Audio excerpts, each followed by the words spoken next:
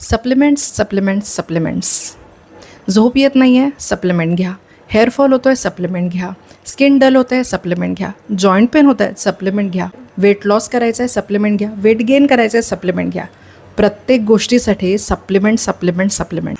Social media, advertisement या सगळ्याकडे आपण हे इतकं रेग्युलरली बघतो की हेच खरं आहे असं आपल्याला वाटायला लागतं. याला इल्युजनरी ट्रूथ बायस असं म्हणतात. पण खरोखर या सप्लिमेंट्सची आपल्याला गरज आहे का? की आपल्याला फक्त वाटतंय किंवा आपल्याला असं दर्शवलं गेलं आहे की याची आपल्याला गरज आहे. सो 2 प्रकारच्या नीड्स असतात. एक ॲक्च्युअल नीड आणि दुसरी असते परसिव्ड नीड. उदाहरण, 5-6 साड्यांमध्ये माझं काम भागतं.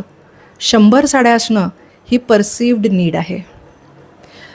एक साधा फोन जरी असला तरी माझं काम भागतं, पण बेस्ट क्वालिटीचा फोन असणं ही माझी परसिव्ड नीड आहे. इतक्या छान पद्धतीने आपल्या इंटरनल फिअर्स, इनसिक्युरिटीज, आपलं सोशल स्टेटस, आपले इमोशन्स हे टार्गेट करून ही नीड क्रिएट केली जाते. आणि मग आपणही बिलीव्ह करायला लागतो की खरोखर हे माझ्या आयुष्यात नाही आहे म्हणून मी फिट नाही आहे. एखादा व्यक्ती जो 10-15 वर्ष जिममध्ये रेग्युलरली जातो, बॉडी बनवतो, आहार स्ट्रिक्टली फॉलो करतो आणि एखादा प्रॉडक्ट विकतो आणि मग ती बॉडी आपण डिसिप्लिनला अटॅच न करता त्या प्रॉडक्टशी अटॅच करतो की हे प्रॉडक्ट घेतल्याशिवाय माझी अशी बॉडी बनणार नाही. 90% ऑफ प्रॉब्लेम्स जे माझ्यापर्यंत पोचतात त्याचं सोल्युशन हेल्दी लाईफस्टाईलमध्ये आहे. आपला हेअरफॉल होतं आहे कारण आपलं डाएट चांगलं नाही आहे. आपल्याला थकवा वाटतो आहे कारण आपण मूवमेंट करत नाही आहोत. आपलं हॉर्मोनल हेल्थ, आपली मेटाबॉलिक हेल्थ डिस्टर्ब होतं आहे कारण आपलं बेसिक लाईफस्टाईलच हेल्दी नाही आहे.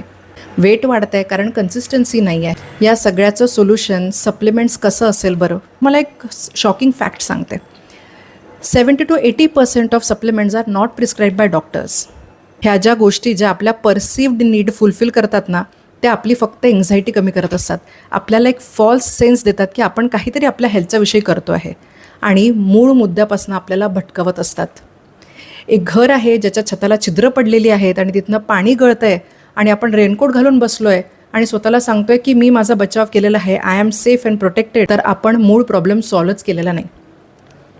टेम्पररी तुम्हाला रेनकोट घालून वाटेलही बरं, पण लाँग टर्ममध्ये हा कंटिन्यूस पडणारा पाऊस आपलं घर डॅमेज करणार आहे, आतून बाहेरून दोन्ही पण. सो सप्लिमेंट्स हे सपोर्ट सिस्टीम आहे. जसं पेपरमध्ये आपण अख्खा पेपर भरल्यानंतर सप्लिमेंट्सचा विचार करतो, मग याचा अर्थ मी सप्लिमेंटच्या विरोधात आहे का? नो. जिथे गरज असेल तिथे सप्लिमेंट्स हे आवश्यकच असतात. त्या आपल्या लाईफस्टाईलचं रिप्लेसमेंट नाही. सो पहिले आपली लाईफस्टाईल फिक्स करा, त्यानंतर गरज असेल तर ॲक्च्युअली इव्हॅल्युएट करून मग सप्लिमेंट्स आपण घेऊ शकतो.